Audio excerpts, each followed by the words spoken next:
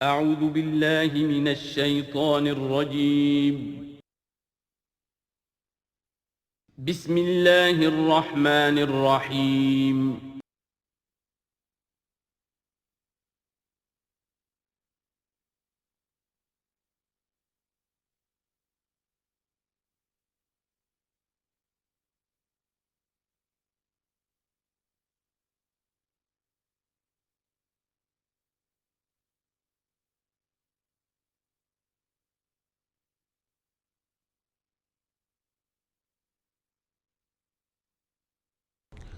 اللہم ذکرنا منہ ما نسینا وعلمنا منہ ما جہلنا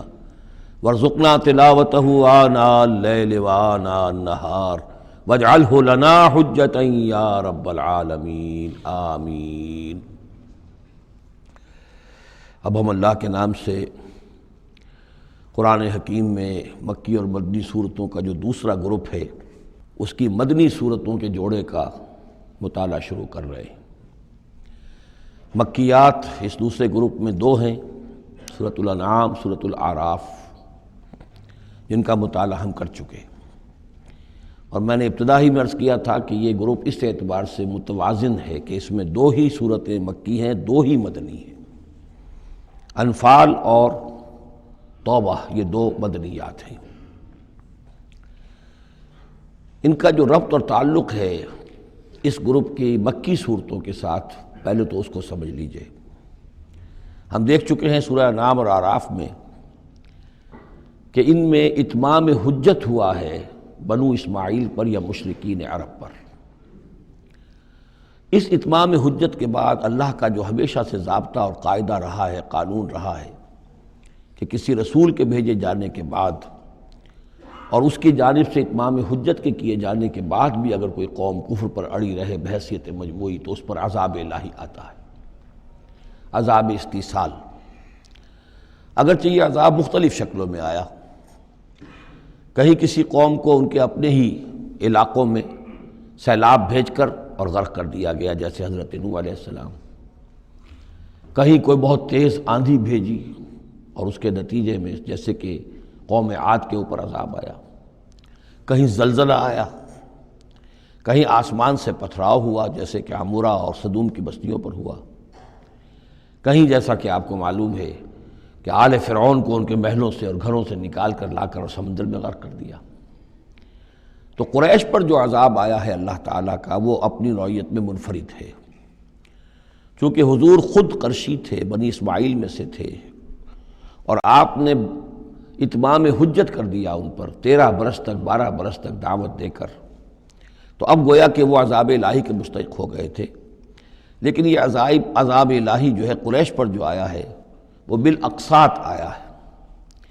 اس کی قسط اول ہے کہ جو غزوہ بدر میں ان تک پہنچی،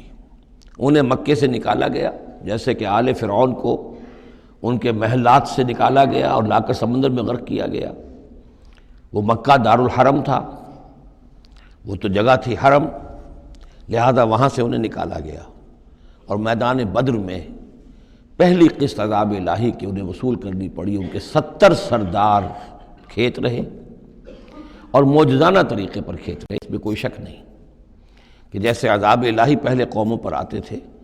اسی طرح کا معاملہ یہ ہوا ہے کہ تقریباً نہتے 313 میں سے صرف 8 افراد کے پاس تلواریں تھیں، اور ادھر سے 1000 پوری طرح کیل کانٹے سے لیس ہو کر آئے تھے۔ تو اللہ کی خصوصی مدد تھی کہ جس سے یہ عذاب آیا ہے اصل میں قریش کے اوپر، اور تقریباً تمام بڑے بڑے نامور سردار جو ہیں وہی میدان میں کھیت رہے، 70 ان کے قیدی ہو گئے۔ ابھی زخمی کتنے ہوئے ہوں گے انہیں بھی آپ ذہن میں رکھیے۔ تو یہ عذاب کی پہلی قسط تھی جو غزوہ بدر میں آئی ہے، اور پھر عذاب کا آخری مرحلہ آیا ہے سن 9 ہجری میں، جب مشرکین عرب کو آخری الٹیمیٹم دے دیا گیا کہ اب بس چند مہینے کی تمہیں مہلت دی جا رہی ہے، اس کے اندر اندر یا ایمان لے آؤ اور یا تمہیں تہہ تیغ کر دیا جائے گا۔ فَإِذَا انسَلَخَ الْأَشْهُرُ الْحُرُمُ فَاقْتُلُوا الْمُشْرِكِينَ حَيْثُ وَجَدتُّمُوهُمْ۔ اب یہ انتہائی اس کے توہین اور تذلیل کے ساتھ چیلنج تھا۔ یہ دوسری بات ہے کہ وہ سب لوگ ایمان لے آئے اور یہ قتل عام کی نوبت نہیں آئی، لیکن یہ کہ یہ آخری قسط تھی۔ وہ آخری قسط جو ہے سورہ توبہ میں بیان ہوئی ہے، اور عذاب کی پہلی قسط جو ہے وہ سورہ انفال میں ہے۔ ان دونوں صورتوں کو جمع کر دیا گیا تاکہ انعام اور اعراف میں بنو اسماعیل پر یا مشرکین عرب پر اتمام حجت، اور انفال اور توبہ میں ان پر جو عذاب الہی نازل ہوا اس کی تفصیل۔ تو یہ تو ہے معنوی ربط اس گروپ کی مکی اور مدنی صورتوں کے مابین۔ باقی جو یہ سورہ انفال ہے اس کے بارے میں نوٹ کر لیجئے کہ غزوہ بدر کے فوراً بعد متصلاً بعد نازل ہوئی ہے۔ گویا کہ سورہ آل عمران جو ہم پڑھ چکے ہیں اس سے پہلے ہے اس کا نزول، اس کے اکثر و بیشتر حصے سے پہلے نازل ہوئی ہے۔ تو یہ زمانی ترتیب جو ہے اگر یہ ذہن میں نہ رہے تو پھر اس سے کافی خلجان پیدا ہو جاتا ہے۔ اس کا جو پس منظر ہے وہ یہ غزوہ بدر کا معاملہ سمجھنا بہت ضروری ہے۔ دیکھیے یہاں تفصیل کا موقع تو ہے نہیں، میں نے سیرت النبی علیہ صاحب الصلاۃ والسلام سے منہج انقلاب نبوی کے جو مختلف سٹیپس ہیں کہ اس میں کن کن مراحل سے ہو کر آپ نے دین کے غلبے کا جو فرض منصبی آپ کے حوالے کیا گیا تھا اس کی تکمیل فرمائی۔ تو اس میں یوں سمجھیے کہ ایک مرحلہ تھا جو مکے میں طے ہو گیا، اور وہ اصل میں 4 مرحلے تھے: دعوت، تنظیم، تربیت اور صبر محض۔ وہاں ہاتھ اٹھانے کی اجازت نہیں تھی۔ ہم پڑھ آئے ہیں، سورہ نساء میں آ چکا ہے کہ اس وقت حکم تھا کفو ایدیکم، اپنے ہاتھ بندھے رکھو، تمہارے چاہے ٹکڑے اڑا دیے جائیں، تمہیں زندہ جلا دیا جائے، تم کوئی انتقامی کارروائی تو دور کی رہی، مدافعانہ کارروائی بھی نہیں کرو گے۔ No raising of hands even in self defence. یہ 4 مراحل تھے جو چلتے رہے تاں آ کے ایک طرف تو حضور کے پاس جانثاروں کی ایک جماعت تیار ہو گئی جو سرد و گرم چشیدہ تھے، ہر طرح کے حالات میں سے گزر چکے تھے، سختیاں جھیل چکے تھے، قربانیاں دے چکے تھے، ان کے اخلاص مع اللہ میں کسی شک و شبے کی گنجائش نہیں تھی، ان کے دل جو ہیں خالص ہو چکے تھے اللہ کے لیے۔ اور دوسری طرف یہ کہ اللہ تعالیٰ نے ایک دار الہجرت کا انتظام کر دیا، کھڑکی کھول دی مدینہ کی طرف، ہجرت کا اہتمام ہو گیا تاکہ اہل ایمان کو وہاں سے نکال کر اور مدینے میں لے آیا جائے۔ اب یہاں سے اقدام ہو،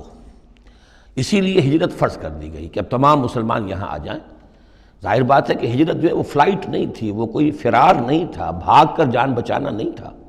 مغربی مورخین تو اسی نام سے اس کو یاد کرتے ہیں۔ وہ تو اصل میں یہ تھا کہ ایک جگہ اگر اس کام کے لیے موضوع نہیں ہے تو کوئی اور بیس، آلٹرنیٹ بیس اگر مل جائے تو وہاں سے اپنا آفینسو جو ہے آخری فیصلہ کن اقدام جو ہے وہاں سے لانچ کیا جائے۔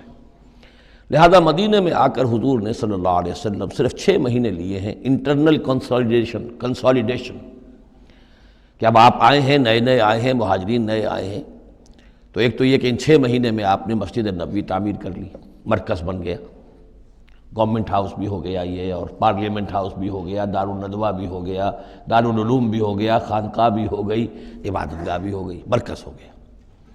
ثانیاً آپ نے انصار اور مہاجرین کے اندر مواخات کرا دی، ایک انصاری ایک مہاجر بھائی بنا دیا۔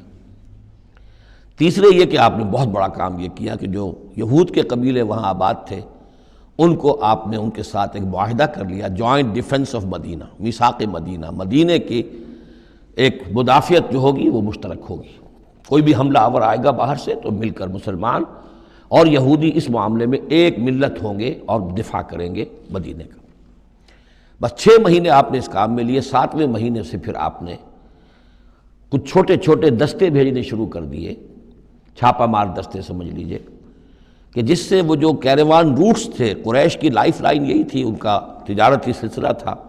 شام کی طرف قافلے جو جاتے تھے وہ بدر سے ہو کر گزرتے تھے، بدر کے قریب سے، اور بدر جو ہے مدینہ سے قریب تر تھا، مکے سے فاصلہ زیادہ ہے،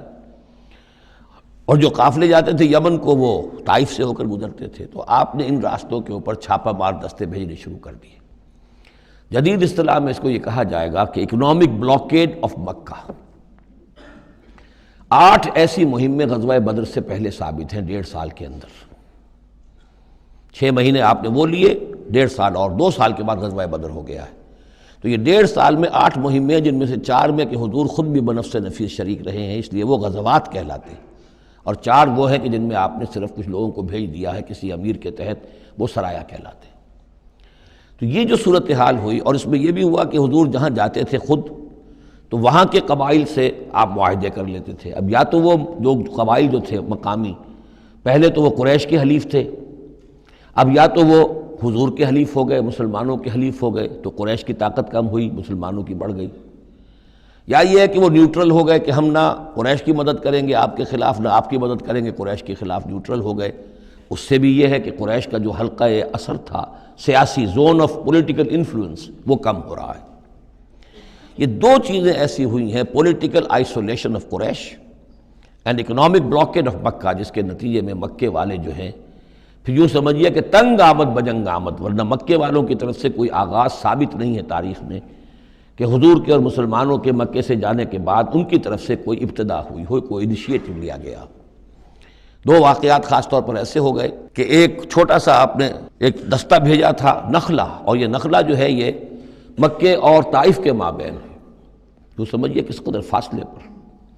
اور وہاں مٹ بھیڑ ہو گئی، جو مسلمان وہاں بھیجے گئے تھے ان کے کفار کے ساتھ۔ وہاں ایک مشرک مکے کا مارا گیا، ایک کو انہوں نے قید کیا، ساتھ لے آئے، کچھ سامان جو ان کا تجارت تھا وہ بھی لے آئے، وہ مال غنیمت سمجھ کر۔ تو حضور اگرچہ ناراض ہوئے کہ میں نے تمہیں لڑنے کا حکم نہیں دیا تھا، میں نے اس لیے بھیجا تھا کہ وہاں رہو اور قریش کی نقل و حرکت سے ہمیں مطلع کرتے رہو، لیکن اب سچویشن پیدا ہو گئی، گویا کہ یہ چاہے ارادہ تھا یا نہیں تھا، ڈی فیکٹو شکل یہی ہوئی کہ اقدام ہو گیا مسلمانوں کی طرف سے، اب آغاز ہو گیا مسلمانوں کی طرف سے۔ ادھر جب ابو سفیان لے کر جا رہے تھے بہت بڑا قافلہ شام کی طرف، تو حضور نے اس کا تعاقب کیا،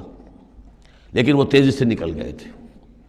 لیکن جب واپس آ رہے تھے اور 50,000 دینار کا سامان تھا ان کے قافلے کے اندر، بہت لدا پدا قافلہ، انہیں یہ خطرہ ہوا کہ اب پھر محمد صلی اللہ علیہ وسلم اور ان کے ساتھی کہیں لوٹیں گے ہمیں اور ہمارے اوپر حملہ کریں گے، روکیں گے ہمارا راستہ۔ تو انہوں نے یہ کی دوہری حکمت عملی کی کہ ایک تو یہ کہ ایک سوار بھیجا آگے تیزی کے ساتھ دوڑایا کہ مکے جاؤ اور کہو کہ ہمارے قافلے کو خطرہ ہے محمد سے صلی اللہ علیہ وسلم، لہذا مدد بھیجو۔ اور ادھر یہ کیا کہ وہ عام راستہ جو تھا، جو بدر سے ہو کر گزرتا تھا، اسے چھوڑ کر ساحل سمندر کے ساتھ ساتھ نیچے سے ہو کر وہ نکل بھی گئے۔ اب وہاں مکے میں یہ دونوں چیزیں بیک وقت پہنچ گئیں، ایک طرف وہ نخلا سے لوگ روتے پیٹتے چیختے چلاتے ہمارا آدمی مار دیا محمد کے آدمیوں نے، وہ آ گئے، ادھر سے وہ آ گیا جو ابو سفیان کا بھیجا ہوا تھا ایلچی کہ دوڑو دوڑو دوڑو تمہارا قافلہ محمد لوٹنے والے ہیں اور یہ ہے اور وہ ہے۔ بس وہ وار کرائی وہاں ہوئی اور 1,000 کا لشکر جو ہے وہاں پر پھر جمع کیا گیا اور 900 اونٹ فراہم کیے گئے اور 100 گھوڑوں کا ایک رسالہ تیار کیا گیا اور وہ لوگ مکے سے نکل آئے۔ یہ صورتحال ادھر ہو رہی تھی۔ ادھر یہ ہے کہ حضور صلی اللہ علیہ وسلم نے مدینہ میں پہلے تو یہ فیصلہ کیا تھا کہ اب یہ قافلہ واپس آنے والا ہے تو اب اس قافلے کا تعاقب کریں، ابھی جنگ وغیرہ کا آپ کو گمان نہیں تھا، ابھی مدینہ ہی میں آپ نے یہ جو ہے اس ایسا ارادہ ظاہر کیا کہ جیسے پہلے بھی گئے تھے، جب قافلہ جا رہا تھا شام کی طرف تو تعاقب کیا تھا، ایسے جب آ رہا ہے تو اسے انٹرسیپٹ کریں۔ لہذا ایک تو مشاورت ہوئی ہے مدینہ میں، آیا چلنا چاہیے یا نہیں چلنا چاہیے، وہ میں بعد میں عرض کروں گا جب ہم آیتیں پڑھیں گے۔ پھر جب کچھ لوگ نکل آئے اور یہ نہیں سمجھا گیا تھا کہ کوئی جنگ ہونی ہے، کوئی بڑا لشکر آ رہا ہے، اس وقت تک اطلاع نہیں تھی،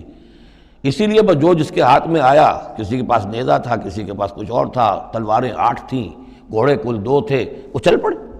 چلو اس لیے کہ مسئلہ تو قافلے کا مسئلہ ہے نا، کوئی جنگ تو ہے نہیں، کوئی لشکر وشکر تو آ نہیں رہا۔ جب آپ کچھ سفر طے کر کے مقام صفرا تک پہنچ گئے تو وہاں وحی آ گئی اور آپ کو اطلاع بھی پہنچ گئی، اطلاع بھی پہنچ گئی کہ ابو جہل جو ہے 1,000 کا لشکر لے کر مکے سے چل پڑا ہے، اور وحی بھی آ گئی، اللہ نے بتا دیا کہ اے نبی اب یہ 2 شکلیں ہیں، جنوب سے مکے کی طرف سے ایک لشکر آ رہا ہے کیل کانٹے سے لیس ہے، شمال سے قافلہ آ رہا ہے، اور میرا یہ وعدہ ہے کہ ان دونوں میں سے ایک ضرور تم کو دے دوں گا، تم کو فتح حاصل ہو جائے گی، یہ میرے اہل ایمان کو بتا دیجئے اور ذرا مشورہ کیجئے۔ تو دوسری مشاورت جو ہے وہ مدینے سے نکل کر ہوئی ہے مقام صفرا میں۔ یہ اصل میں جو چیزیں اگر سامنے نہ ہوں تو پھر یہ بہت خلجان ہوتا ہے، اور اکثر لوگوں کو، مترجمین کو اور مفسرین کو بہت خلجان رہا ہے ان آیات کے سمجھنے میں۔ اور اس کے علاوہ جو ایک خلجان رہا ہے وہ یہ رہا ہے کہ ایک دور ہم پر ایسا گزرا ہے انگریز کے حکومت کے زمانے میں، اور خاص طور پر جب نئی نئی مغربی سائنس اور مغربی تہذیب کا ہم پر حملہ ہوا ہے، تو چونکہ مغرب کے لوگوں نے یہ کہا کہ یہ اسلام تو تلوار سے پھیلا ہے، بوئے خون آتی ہے اس قوم کے افسانوں سے، تو ہمارے ہاں کچھ مخلص لوگ تھے، نیک لوگ تھے، جو چاہتے تھے کہ اسلام کو اور حضور صلی اللہ علیہ وسلم کی سیرت کو بچائیں، اس کی دفاع کریں۔ ان کا نہیں اسلام تلوار سے نہیں پھیلا، حضور نے تو جو جنگیں کی تھیں وہ صرف مدافعانہ تھیں، ان کے اوپر جنگ ٹھوس دی گئی تھی اور آپ نے کوئی اقدام نہیں کیا۔ اور ان میں سب سے بڑا کام کیا ہے ہندوستان میں مولانا علامہ شبلی نعمانی رحمۃ اللہ علیہ نے، میں ان کا نام ادب سے لوں گا اس لیے کہ سر سید احمد کے زیر اثر تھے، اور وہ جو جدید جو ابھی آیا تھا، جو مغربی افکار و خیالات اور تہذیب اور تمدن اور ویلیوز اور نظریات کا جو ریلا آیا تھا، اس کا مقابلہ کرنا آسان کام نہیں تھا۔ تو یہ اپولوجیٹک انداز اختیار کیا ہے شبلی نعمانی نے، اور اس میں یہ ہے کہ وہ جو ابتدائی جو 8 جو غزوات اور سرایا ہیں جو بدر سے پہلے ہوئے، انہیں بالکل تقریباً نظر انداز کر دیا ہے، تاکہ یہ ثابت نہ ہو کہ انیشیٹو حضور کی طرف سے ہوا ہے۔ تو یہ چیز جو ہے میں سمجھتا ہوں کہ ایک خاص دور کا تقاضا تھی، وہ دور اب گزر چکا۔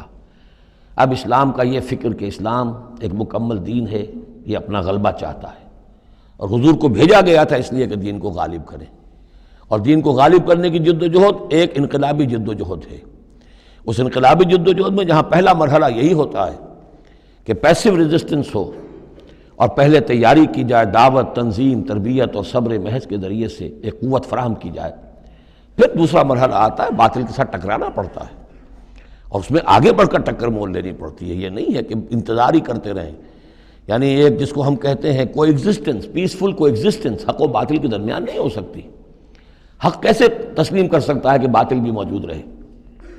ہاں، حق میں جان نہیں ہے، اہل حق جو ہیں بے جان ہیں، مردہ ہیں، تو مجبوری ہے، لیکن اگر اہل حق میں جان ہو تو وہ کیسے برداشت کریں گے کہ باطل جو ہے اس کا غلبہ رہے؟ ہاں، باطل جو ہے وہ نیچا ہو کر رہے، اگر وہ مغلوبیت کی شکل اختیار کر لے تو ٹھیک ہے، لیکن یہ کہ باطل کا غلبہ ہو اور اہل ایمان میں جان بھی ہو، تو یہ دو چیزیں جو ہیں یہ تو ایک دوسرے سے بالکل متضاد ہیں۔ جیسے حضرت ابوبکر نے فرمایا تھا ایبدل الدین وانا حی، کیا دین میں ترمیم کی جائے گی جبکہ ابھی میں زندہ ہوں؟ میرے جیتے جی دین کے اندر ترمیم، یہ ممکن نہیں ہے۔ تو وہی بندہ مومن کی شان ہونی چاہیے۔ تو اصل حقائق الحمدللہ بہت اچھی طریقے سے واضح ہو چکے ہیں۔ بہرحال اتنا پس منظر جو ہے جان لیجئے، اور ایک خاص اسلوب جو ہے اس سورہ مبارکہ کا، اگرچہ یہ تقریباً ایک خطبہ ہے مسلسل 10 رکوع ہے، لیکن اس میں ایک خاص مسئلے کو نکال کر پہلے درمیان شروع میں لے آئے ہیں۔ اس کی بحث آئے گی تقریباً وسط میں جا کر، لیکن اس اسلوب کو یہاں نوٹ کر لیجئے، وہ اس لیے کہ یہی اسلوب ہے جس سے ہمیں سمجھنے میں مدد ملے گی۔ سورہ توبہ کے جو ترتیب مضامین ہے وہاں بھی بہت اشکال ہے، اور بہت سے مترجمین کو جدید دور کے جو زیادہ محنت نہیں کر سکے ہیں، بس ترجمہ مکمل کرنا انہوں نے اپنے پیش نظر رکھ لیا، تفسیر مکمل کرنی ہی ہے، لہذا وہ تیزی کے ساتھ وہ دقت نظر کا ثبوت نہ دے سکے تو اس میں بڑے خلجان پیدا کر دیے۔ وہ اسلوب کیا ہے کہ اس پوری بحث میں سب سے ایک نمایاں مسئلہ یہ ہو گیا تھا غزوہ بدر کے بعد کہ مال غنیمت پر مسلمانوں میں جھگڑا ہو گیا۔ پہلی جنگ تھی، غنیمت کی تقسیم کیسے ہوگی، اس کا قانون کیا ہے، اس کا ضابطہ کیا ہے، وہ معلوم نہیں تھا۔ اور یہ کہ عام طور پر جو عرب میں پہلے رواج تھا وہ تو یہ تھا کہ جس کے ہاتھ جو لگ گیا بس وہ اس کا ہے۔ وہ تو لوٹ مار جانتے تھے، کوئی باقاعدہ جنگ جو ہے وہ تو ان کے ہاں اس طریقے سے منظم کوئی تنظیم تو تھی ہی نہیں، تو جو جس کے ہاتھ لگ گیا۔ اب لوگوں نے یہ سمجھا غزوہ بدر میں جس نے جو کچھ مال غنیمت جمع کیا وہ اس کا ہے۔ اب کچھ لوگوں نے کہا صاحب کہ ہم یہاں حضور کے حفاظت کے لیے مامور تھے، یہاں پہرے پر تھے، ہم تو مال جمع نہیں کر سکے، تو کیا مطلب ہے ہمارا کوئی حصہ نہیں ہوگا؟ یا یہ ہے کہ کچھ بزرگوں نے کہا جو وہ اتنی بھاگ دوڑ تو نہیں کر سکتے جتنے نوجوان کر سکتے تھے، بھاگ کر دوڑ کر ادھر سے ادھر جمع کر لینا، لیکن یہ کہ ان کی حیثیت ہوتی ہے، وجاہت ہوتی ہے، تو ایک جھگڑا پیدا ہو گیا کہ یہ کس طریقے سے تقسیم ہو، کس کا کتنا حق ہے۔ تو اس جھگڑے کا ذکر کر کے سورت شروع کی ہے، لیکن اس کے اوپر کوئی بات یہاں نہیں کی، بلکہ کیٹیگوریکل بات کی ہے کہ جڑ کاٹ دی اس کی، لیکن اس پر جو اصل حکم ہے وہ بعد میں آئے گا وسط سورت میں۔ مال غنیمت کے لیے یہاں لفظ آیا انفال، یسألونک عن الانفال، اے نبی یہ آپ سے انفال کے بارے میں پوچھ رہا ہے۔ انفال جمع نفل کی، نفل کہتے ہیں کسی اضافی شے کو، جیسے نماز فرض ہے، یہ سنت مؤکدہ ہے، یہ فلاں ہے، یہ نفل ہے، اضافی ہے، آپ کی مرضی پر ہے، پڑھے نہ پڑھے۔ تو جو کہ جنگ میں اصل شے جو مطلوب ہوتی ہے وہ فتح ہوتی ہے، مال غنیمت تو ایک اضافی شے، بونس ہے جو مل گیا، ورنہ اصل شے جو ہے وہ مال غنیمت جو ہے پیش نظر جنگ میں نہیں ہوتی۔ لوٹ مار میں اصل شے جو ہے وہ لوٹ مار کا مال ہوتا ہے، لیکن جب جنگ ہوتی ہے تو جنگ میں تو اصل چیز جو مقصود ہے وہ فتح ہے۔ تو اس حوالے سے مال غنیمت کو انفال کے لفظ سے تعبیر کیا گیا، یسألونک عن الانفال، اے نبی یہ آپ سے پوچھ رہے ہیں مال غنیمت کے بارے میں، قل الانفال للہ والرسول۔ پہلے تو جڑ کاٹ دی مسئلے، کہہ دیں کہ یہ انفال کل کے کل اللہ اور اس کے رسول کے ہیں، تم میں سے کسی کا کوئی حق ہے ہی نہیں، لاؤ سب جمع کر دو۔ یہ فتح جو ہے تمہارے ہاتھوں نہیں آئی ہے، یہ اللہ کی خصوصی مدد سے آئی ہے، لہذا کسی کا کوئی حق نہیں۔ زیرو لیول پر لا کر پھر ان کو سنبھالنا آسان تھا کہ جب معلوم ہو کہ سب کچھ ہاتھ سے دے کر، تو پھر تو ظاہر بات ہے کہ آدمی جو ہے جب ساری جاتی دیکھیے تو آدھی دیجے بانٹ والی بات ہے، پھر وہ کم کے اوپر بھی راضی ہو گئے۔ لیکن پہلا مسئلہ یہی تھا، قل الانفال للہ والرسول واتقوا اللہ، اللہ کا تقوی اختیار کرو، واصلحوا ذات بینکم، اور اپنے آپس کے معاملات کو درست کرو، واطیعوا اللہ ورسولہ، اور اللہ اس کے رسول کی اطاعت کرو، ان کنتم مؤمنین، اگر تم مومن ہو۔ گویا کہ جڑ ہی کاٹ دی، کسی کا کوئی حق اس میں ہے ہی نہیں، یہ سب اللہ اور اس کے رسول کے لیے، یعنی اسلامی ریاست کے لیے۔ اب یہاں جو آگے آیات آ رہی ہیں بڑی اہم ہے۔ بندہ مومن کی شخصیت کا جو حیولہ ہے اور بندہ مومن کی جو تعریف ہے، جامع ترین اور مختصر ترین الفاظ میں یہ آئی ہے سورہ حجرات میں۔ اس کے دو حصے ہیں، ایک تو ہے بندہ مسلم، مسلمان کے لیے تو 5 چیزیں ہیں، کلمہ شہادت، نماز، روزہ، حج، زکوٰۃ، لیکن حقیقی مومن کے لیے اس میں 2 اضافی چیزیں شامل کرنی پڑیں گی۔ وہ کیا ہیں؟ دلی یقین اور عملی جہاد۔ بندہ مومن کی شخصیت کے اندر یہ 2 رخ اور ہونے چاہیے۔ جو صرف مسلمان ہے، کلمہ شہادت، نماز، روزہ، حج، زکوٰۃ، بنی الاسلام علی 5، شہادت اللہ الہ الا اللہ وان محمد رسول اللہ واقام الصلاۃ وایتاء الزکوٰۃ وصوم رمضان وحج البیت۔ لیکن مومن، انما المؤمنون الذین آمنوا باللہ ورسولہ ثم لم یرتابوا، یقین والا ایمان، دل میں ایمان، وجاہدوا باموالہم وانفسہم فی سبیل اللہ، اور جہاد کریں اپنی جان اور مال کے ساتھ اللہ کی راہ میں۔ اب یہاں یوں سمجھیے کہ سورہ حجرات کی اس آیت نمبر 15 میں جو ڈیفینیشن آئی ہے، جیسے پرکار ہوتی ہے، پرکار کو کھول دیا، ایک حصے کی کیفیات کو یہاں اس سورہ انفال کے شروع میں لے آئے ہیں، اور دوسری جہاد والی کیفیات کو سورہ انفال کے آخر میں لے آئے ہیں۔ تو یہ پرکار یہاں کھلی ہوئی ہے اس ڈیفینیشن کی۔ تو ایک حصہ ڈیفینیشن کا یہاں آ رہا ہے، انما المؤمنون الذین اذا ذکر اللہ وجلت قلوبہم، اہل ایمان، حقیقی مومن تو وہ ہیں کہ جب اللہ کا ذکر کیا جاتا ہے تو ان کے دل لرز جاتے ہیں۔ وَإِذَا تُلِيَتْ عَلَيْهِمْ آیَاتُهُ، اور جب انہیں اس کی آیات پڑھ کر سنائی جاتی ہیں، زادتہم ایمانا،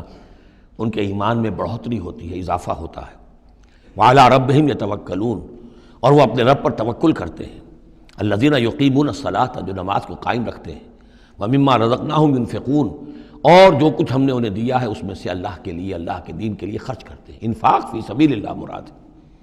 اولئک ھم المؤمنون حقا، یہ وہ لوگ ہیں جو سچے مومن ہیں، حقیقی مومن ہیں۔ لیکن نوٹ کر لیجئے یہ بھی ابھی آدھی ڈیفینیشن آئی ہے،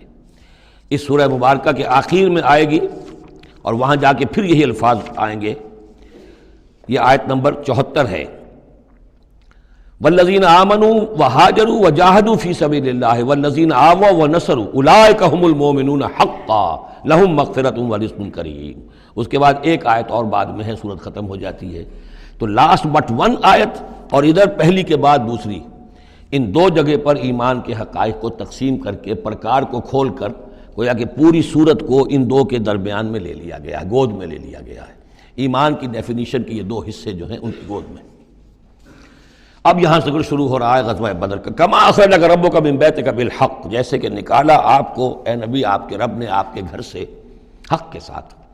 یعنی آپ کا یہ بدر کی طرف روانہ ہونا جو ہے یہ اللہ تعالیٰ کی ایک اسکیم کا حصہ تھا، اللہ کی اپنی ایک تدبیر ہے۔ وَإِنَّ فَرِيقًا مِّنَ الْمُؤْمِنِينَ لَكَارِهُونَ، اہل ایمان میں سے کچھ لوگ اسے پسند نہیں کر رہے تھے۔ یہ کون لوگ؟ یہ ہے وہ پہلی مشاورت جو مدینہ ہی میں ہوئی ہے۔ ان میں ظاہر بات ہے مدینہ میں منافق بھی تھے،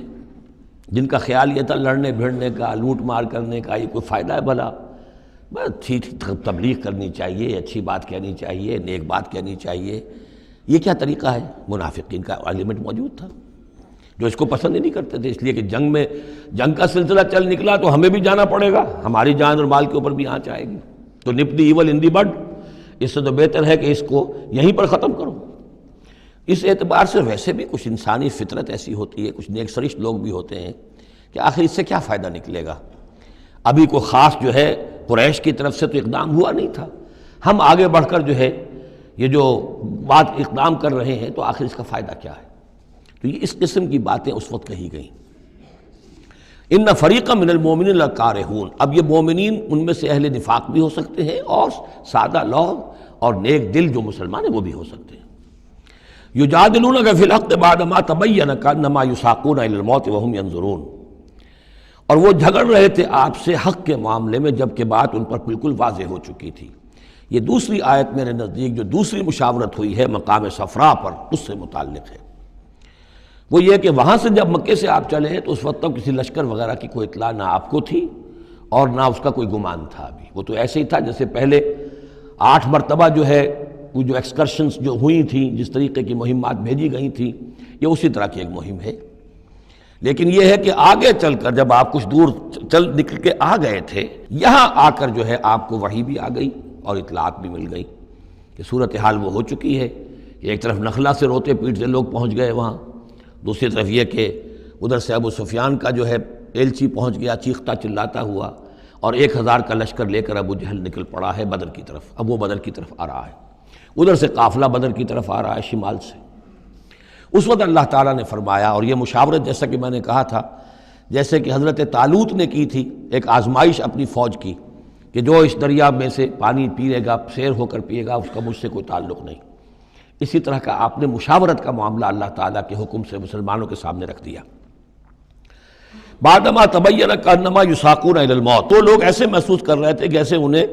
دھکیلا جا رہا ہو موت کی طرف، وہم ینظرون، اور وہ دیکھ رہے ہوں۔ ظاہر بات ہے یہ کیفیت تو کٹر جو منافق تھے وہاں پر انہی کی ہو سکتی تھی۔ وَإِذْ يَعِدُكُمُ اللَّهُ إِحْدَى الطَّائِفَتَيْنِ أَنَّهَا لَكُمْ، اور جب کہ اللہ تعالیٰ وعدہ کر رہا تھا تم سے کہ ان دونوں گروہوں میں سے ایک تمہیں مل جائے گا، ایک پر تمہاری فتح گارنٹیڈ ہے۔ وَتَوَدُّونَ أَنَّ غَيْرَ ذَاتِ الشَّوْكَةِ تَكُونُ لَكُمْ، اور اے مسلمانوں تم یہ چاہتے تھے کہ ادھر جاؤ جدھر کے کانٹا لگنے کا کوئی اندیشہ نہ ہو،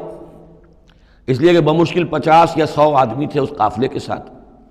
اور اونٹ تھے بے شمار، اور جو میں نے آپ کو بتایا بہت بڑی مقدار کے اندر جو ہے 50,000 دینار کا جو مال تھا ان کے پاس،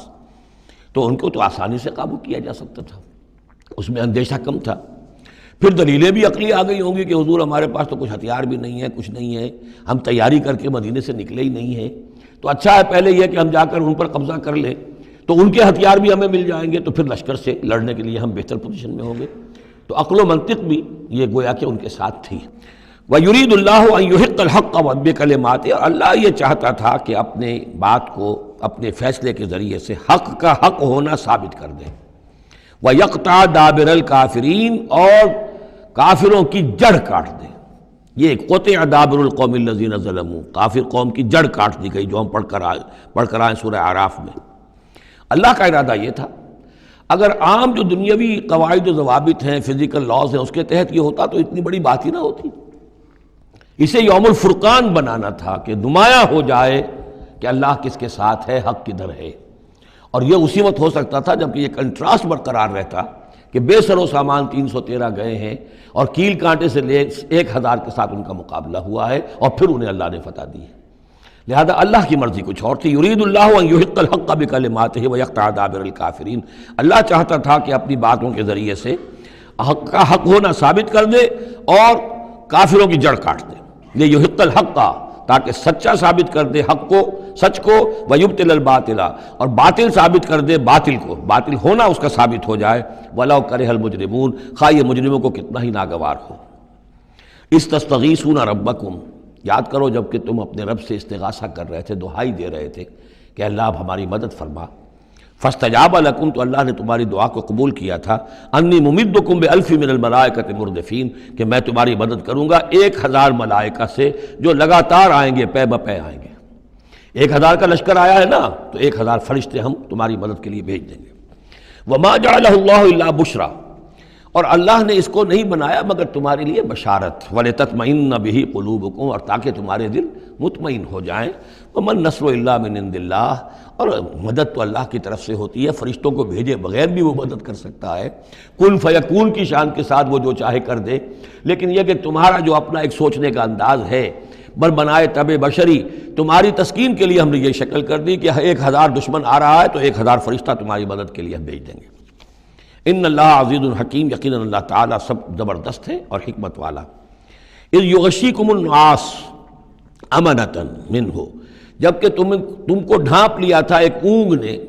جو امن کی اور تسکین کا ذریعہ بن گیا اللہ کی طرف سے۔ یہ دو معجزے ہوئے ہیں خاص اس وقت، معجزے اس معنی میں کہ عام حالات میں یہ چیزیں نہیں ہوتی، لیکن اس میں کوئی خرق عادت نہیں ہے۔ معجزہ اس معنی میں نہیں ہے کہ اس کو چیلنج کر کے حضور نے دکھایا ہو، اس معنی میں نہیں، بس یہ کہ غیر معمولی اللہ کی نصرت کی شکلیں ہیں۔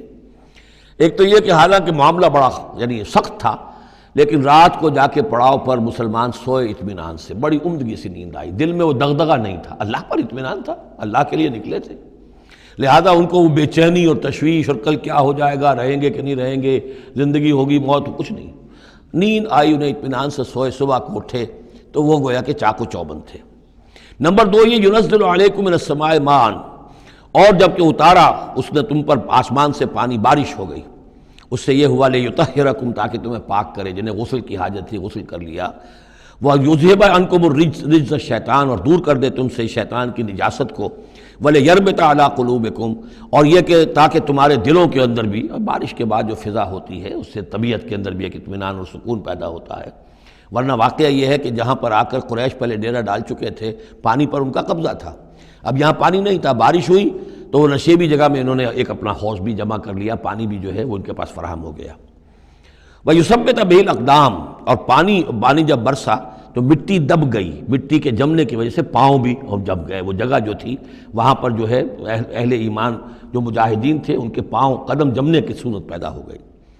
اذ یوحی ربک الی الملائکۃ، اور جب یاد کرو، گمان کرو، تصور کرو، جب کہ آپ کا رب وحی کر رہا تھا فرشتوں کو، انی معکم، وہ جو 1000 فرشتہ اللہ نے بھیجا، انی معکم، میں تمہارے ساتھ ہوں، فثبتوا الذین آمنوا، تو جاؤ اور اہل ایمان کے قدموں کو جما دو، اہل ایمان کے دلوں کو جما دو۔ سألقی فی قلوب الذین کفروا الرعب، عن قریب میں ان کافروں کے دلوں میں رعب ڈال دوں گا، ان پر دہشت طاری ہو جائے گی۔ فاضربوا فوق الاعناق، پھر مارنا ان کی گردنوں کے اوپر جیسے چاہے، واضربوا منہم کل بنان، اور مارنا ان کی ایک ایک پور پر، یعنی یہ کہ جب کسی شخص پر کوئی شخص دہشت زدہ ہو جائے تو اس کے اندر قوت مدافعت نہیں رہتی، پھر گویا کہ وہ جو بھی حملہ آور ہے اس کے رحم و کرم پر ہے، جدھر سے چاہے چوٹ لگائے، جدھر سے چاہے مارے۔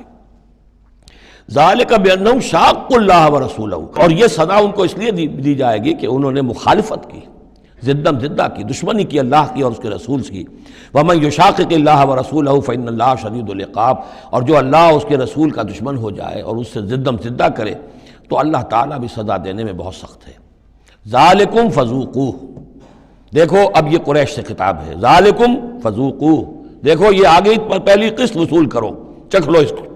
وَأَنَّ لِلْكَافِرِينَ عَذَابَ النَّارِ، اور ابھی جو تمہارے یہ کھینچ رہے ہیں ان کی سزا یہی ختم نہیں ہو گئی ہے، ان کے لیے جہنم کا عذاب ہے۔ یا ایھا الذین آمنوا اذا لقیتم الذین کفروا زحفا، اہل ایمان جب تمہارا مقابلہ ہو جائے کافروں سے میدان جنگ میں،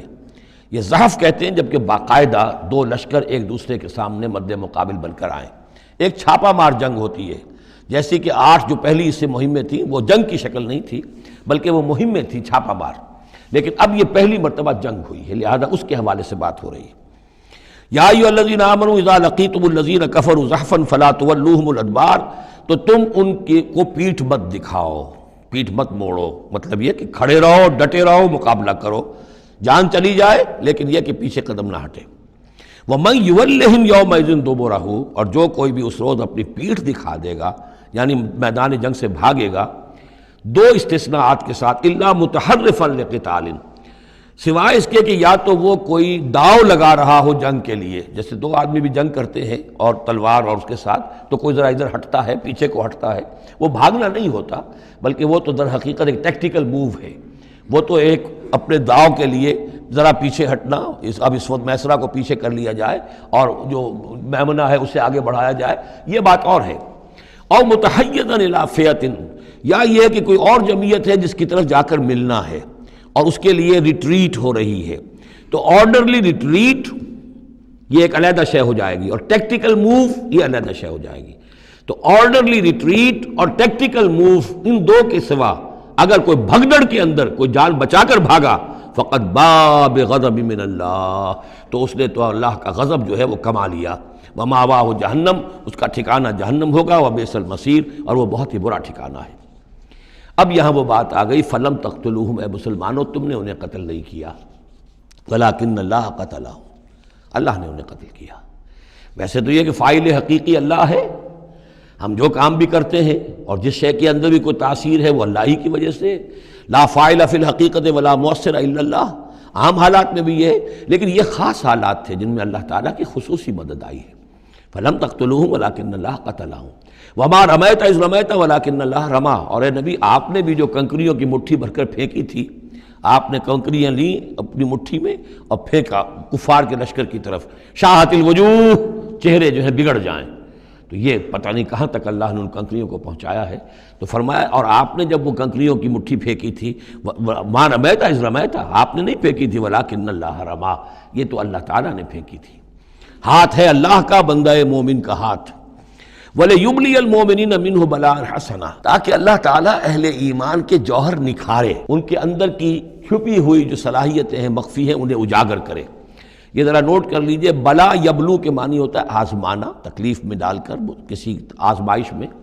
ابلا یبلی جب یہ باب افعال سے آتا ہے تو کسی کے جوہر کو نکھارنا، کسی کی جو خابیدہ جو ہیں اس کی صلاحیتیں ان کو ابھارنا، یہ ہے ابلا۔ لیبلی المؤمنین منہ بلاء حسنا، تاکہ اللہ تعالیٰ خوب اہل ایمان کے اوپر ان کے جو ہے جوہر نکھارے۔ ان اللہ سمیع علیم، یقیناً اللہ سب کچھ سننے والا اور جاننے والا ہے۔ ذالکم وان اللہ موہن کید الکافرین، یہ تو ہو چکا،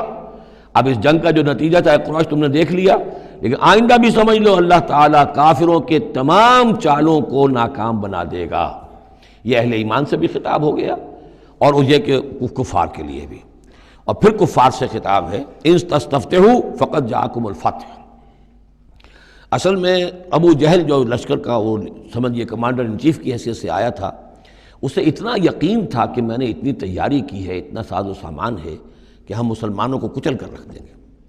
تو پہلے سے پروپیگنڈا شروع کر دیا تھا، یہ یوم الفرقان ہوگا، یہ پتہ چل جائے گا اللہ کس کے ساتھ ہے۔ اللہ کو تو وہ بھی مانتے تھے، اللہ کے ساتھ دیویوں دیوتاؤں کو مانتے تھے نا، اللہ کے منکر تو نہیں تھے، لیکن یہ کہ ادھر اللہ ہی اللہ تھا،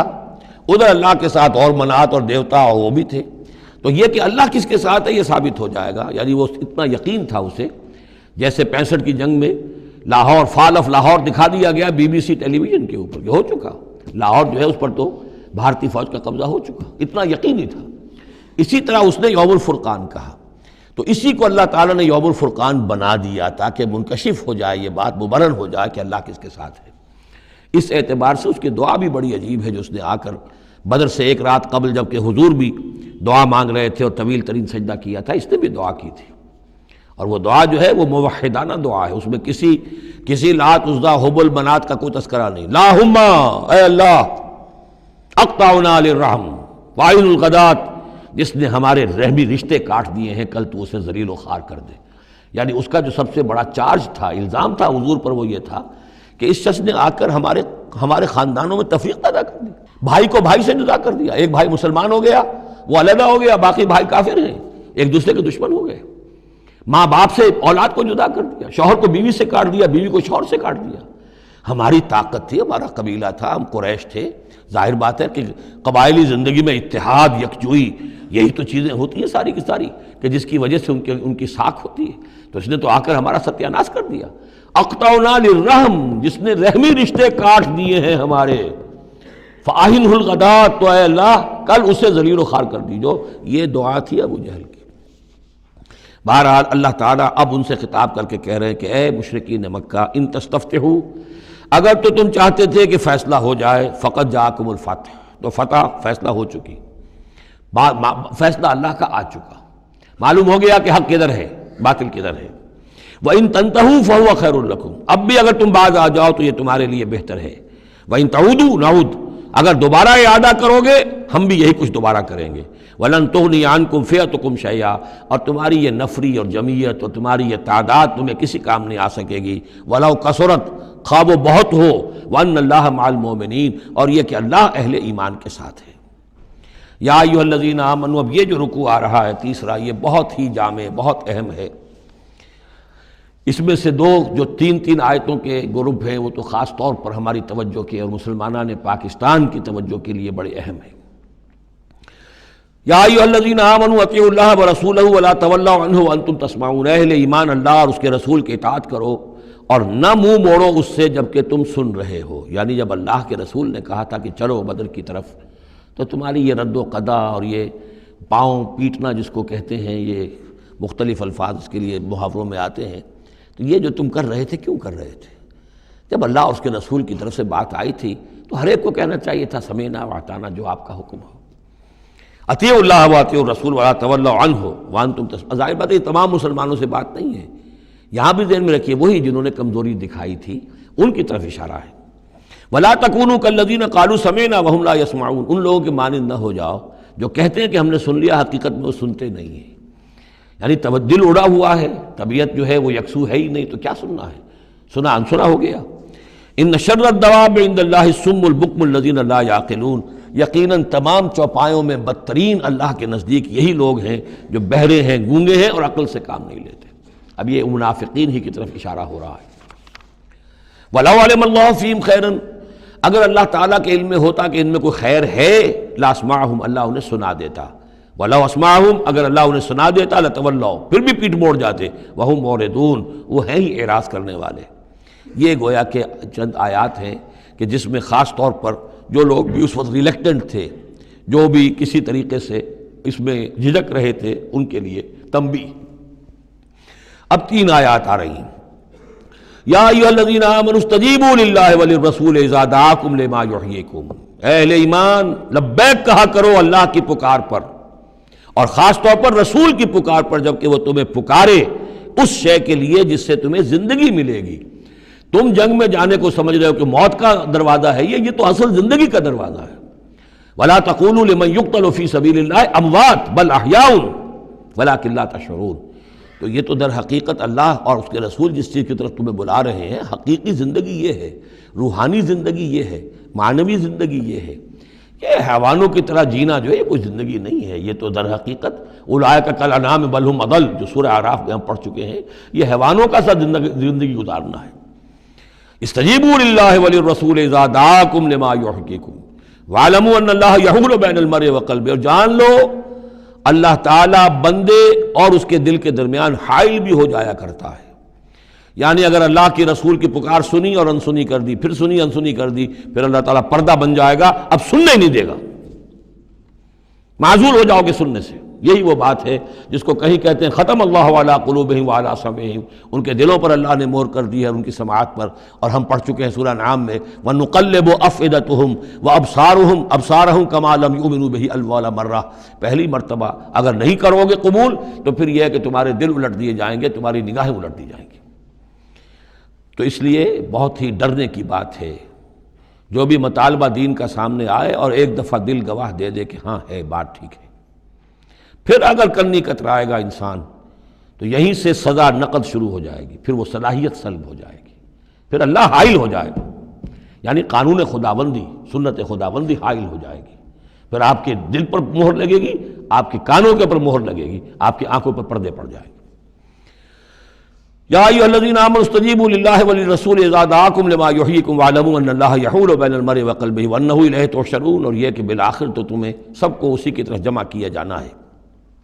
واتقوا فتنة لا تصیبن الذین ظلموا منکم خاصہ، اور ڈرو اس سزا سے، اس عذاب سے کہ جب آئے گا تو تم میں سے صرف گناہ گاروں ہی کو اپنی لپیٹ میں نہیں لے گا۔ اس کا میں کل حوالہ دے چکا ہوں، بے گناہ بھی اس میں اگر اپنا فرض ادا نہیں کر رہے، فرض ادا نہ کرنا جرم ہے، وہ خود گناہ ہے۔ تم اگر دین کے لیے سرفروشی نہیں کر رہے تو یہ بھی تو گناہ ہے۔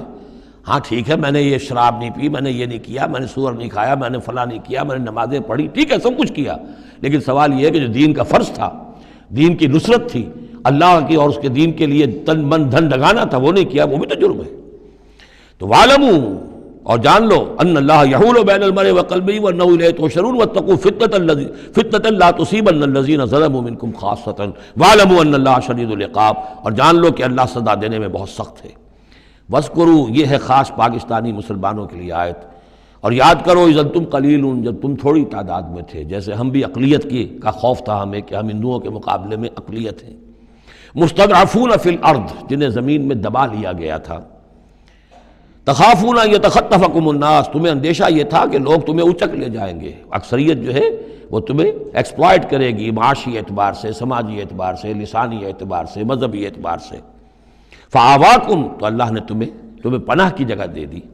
وأیدکم بنصرہ،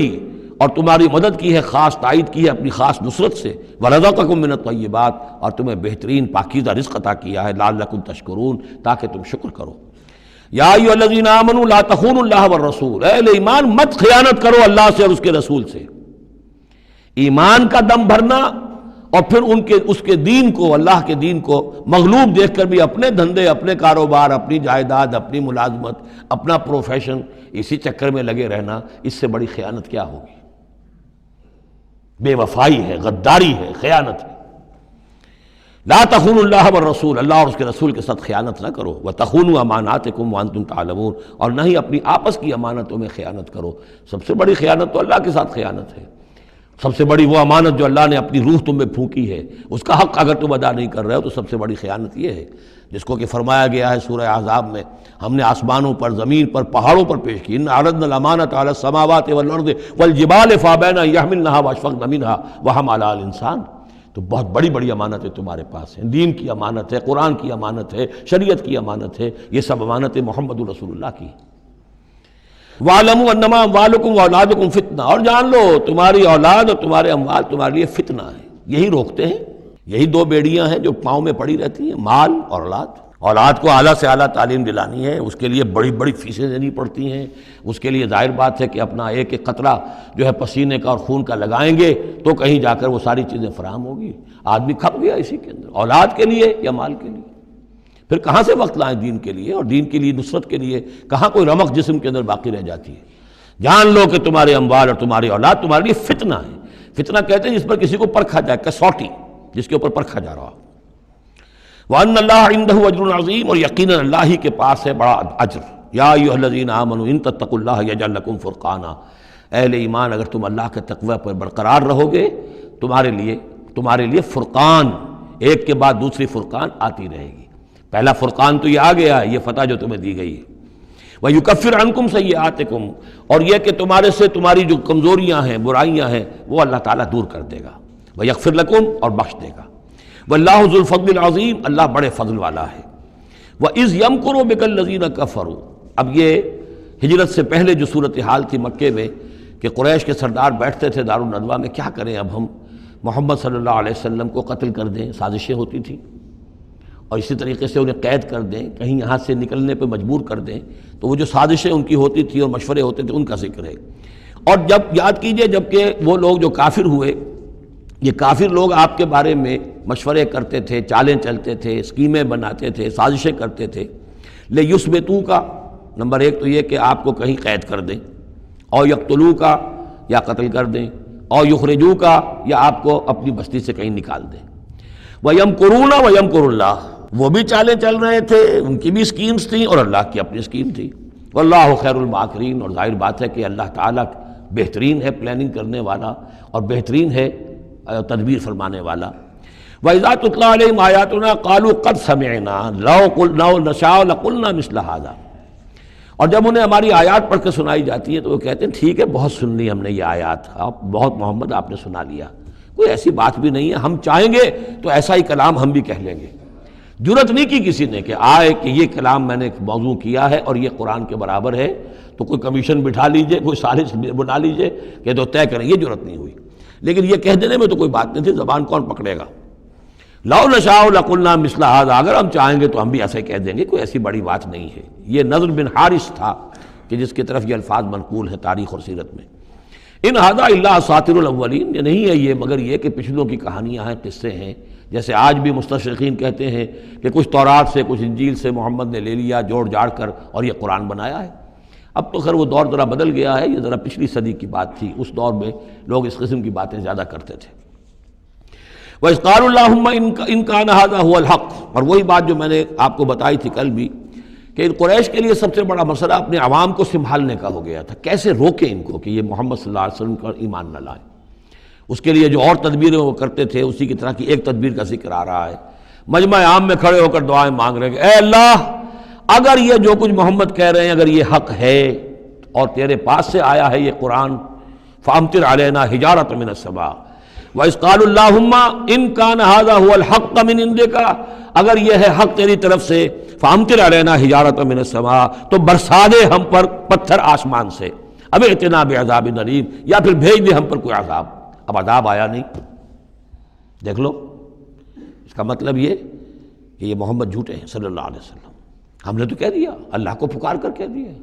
ہو سکتا ہے کبھی کعبے کے پردے پکڑ پکڑ کر کہا ہو اسی طریقے سے، تاکہ پورا یقین ہو جائے، کسی درجے میں بھی ہمارے عوام کے اندر کوئی وسوسہ، کوئی دغدغہ باقی نہ رہے۔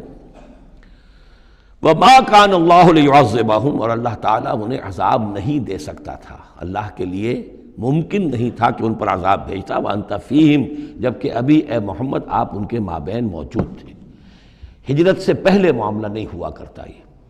اللہ اپنے رسول کو ان کے ساتھی اہل ایمان کو نکال لیتا ہے، اس کے بعد کوئی عذاب اس نوعیت کا آتا ہے جس نوعیت کا وہ عذاب مانگ رہے تھے۔ وَأَنْتَ فِيهِمْ وَمَا كَانَ اللَّهُ مُعَذِّبَهُمْ، اللہ ان کو عذاب دینے والا نہیں تھا، وَهُمْ يَسْتَغْفِرُونَ، جبکہ وہ استغفار بھی کر رہے تھے۔ یعنی اسی مکے میں عوام الناس بھی تو تھے، سادہ لوگ بھی تو تھے، وہ استغفار بھی کرتے تھے، تلبیہ بھی پڑھتے تھے، لبیک اللہم لبیک لبیک اللہم لبیک، یہ بھی تو کرتے تھے، اللہ کو بھی پکارتے تھے۔ تو بڑا گڑبڑ سا معاملہ تھا، جب تک کہ اللہ تعالیٰ یمیز الخبیث من الطیب کر نہ دے اس وقت تک اس طرح کا معاملہ اللہ تعالیٰ کے لیے درست نہیں تھا۔ وَمَا لَهُمْ أَلَّا يُعَذِّبَهُمْ، باقی وہ عذاب کے پورے طور سے مستحق تو ہو چکے ہیں، اور کیا ہے، کون سی رکاوٹ ہے ان کے لیے؟ مَا لَهُمْ أَلَّا يُعَذِّبَهُمُ اللَّهُ، کہ اللہ تعالیٰ ان کو عذاب نہ دے، وَهُمْ يَصُدُّونَ عَنِ الْمَسْجِدِ الْحَرَامِ، جبکہ وہ روک رہے ہیں مسجد حرام سے لوگوں کو، وَمَا كَانُوا أَوْلِيَاءَهُ، اور حقیقت میں یہ اس کے متولی نہیں ہیں، یہ اس کے مختار نہیں ہیں، یہ اس کے ساتھی نہیں ہیں۔ ان اولیاءہ الا المتقون، اس اللہ کے گھر کے تو ولی اور اس کے جو اصل مجاور کہہ لیجئے یا متولی کہہ لیجئے، وہ تو ہوں گے متقی لوگ جو اللہ کا تقوی رکھتے ہوں، اللہ کی بندگی کرتے ہوں۔ ولیکن اکثرہم لا یعلمون، لیکن ان کی اکثریت علم نہیں رکھتی۔ وما کان صلاتہم عند البیت، اور انہوں نے جو نماز کا حلیہ بگاڑا ہے، نہیں ہے ان کی نماز بیت اللہ کے پاس الا مقام و تصدیہ، سیٹیاں بجاتے ہیں، تالیاں پیٹتے ہیں، یہ ان کی نماز رہ گئی ہے۔ طواف کرتے تھے تو اس میں سب سے اونچا طواف تھا برہنہ طواف، اور نماز جو تھی ان کی وہ یہ تھی، سیٹیاں بجاتے ہوئے۔ جیسے کہ آپ کو معلوم ہے کہ بعض علاقوں میں مسجدوں کے اندر جب وہ میلاد کی محفلیں ہوتی ہیں تو اس کے اندر ڈھول اور ڈھمکا، یہ میں نے سنا ہے کہ خاص طور پر افریقہ کے بعض ممالک میں کام ہوتا ہے۔ یہ اللہ کا شکر ہے اس حد تک کم سے کم یہ کہ بر عظیم پاک و ہند کے اندر جو بھی صورت ہوئی ہے وہ یہ مسجد کے اندر یہ خرافات نہیں ہوئی ہے، باقی باہر ہو رہی ہے جو بھی ہو رہی ہے۔ تو انہوں نے نماز کی بھی شکل یہ بنا دی تھی، فذوقوا العذاب بما کنتم تکفرون، تو اب چکھو مزہ عذاب کا اپنے کفر کی پاداش میں۔ ان الذین کفروا ينفقون اموالهم لیصدوا عن سبیل اللہ، ظاہر بات ہے یہ لشکر آیا تھا تو اس کے لیے بھی تو لاؤ لشکر تیار کرنا پڑا تھا نا، ساز و سامان، 900 اونٹ، 1000 آدمیوں کے لیے راشن بھی چاہیے تھا، مکے سے چل کے مدینے تک آنا ہے، جنگ میں رہنا ہے، تو یہ 10 اونٹ روزانہ جو ہے ذبح ہو رہے تھے اس فوج کے لیے۔ تو یہ سارا جو انفاق کیا ہے کچھ لوگوں نے کیا ہے نا، جو باطل کے لیے انفاق کر رہے تھے، شیطان کے لیے،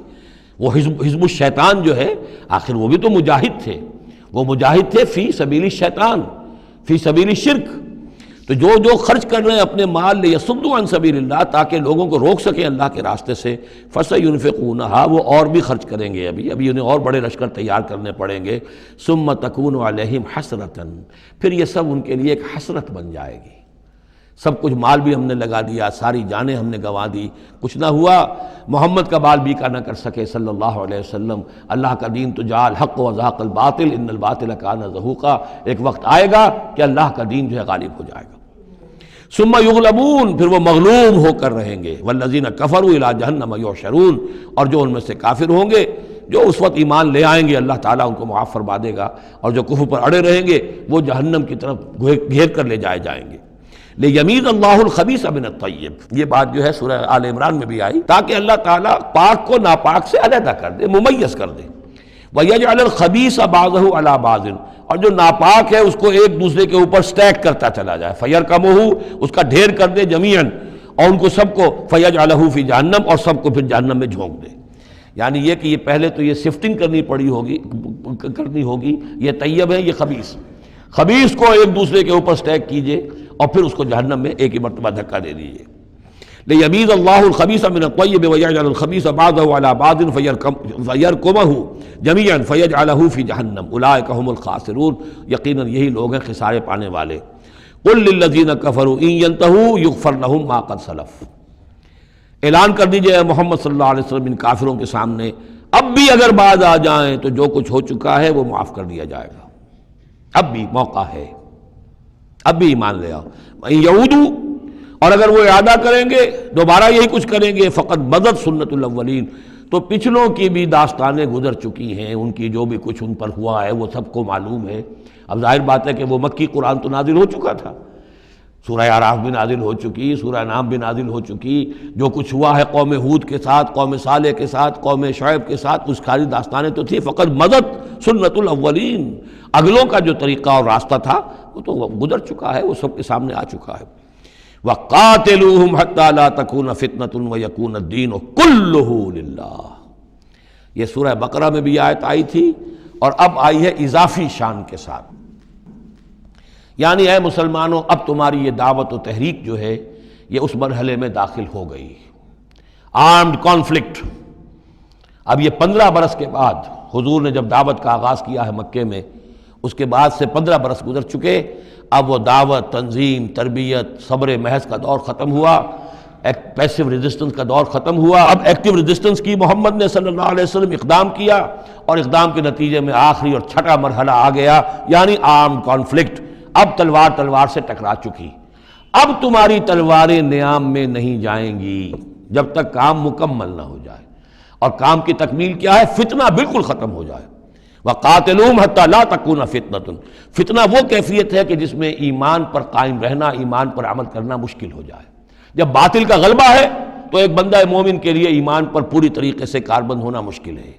لہذا اس صورتحال کو ختم کرو، یعنی اب دین کا غلبہ ہو جائے۔ حَتَّى لَا تَكُونَ فِتْنَةٌ وَيَكُونَ الدِّينُ كُلُّهُ لِلَّهِ، دین بھی جزوی نہیں، کل کا کل دین اللہ ہی کے تابع آ جائے۔ فَإِنِ انْتَهَوْا فَإِنَّ اللَّهَ بِمَا يَعْمَلُونَ بَصِيرٌ، پھر اگر وہ باز آ جائے تو جو کچھ وہ کر رہے ہیں اللہ اسے دیکھ رہا ہے۔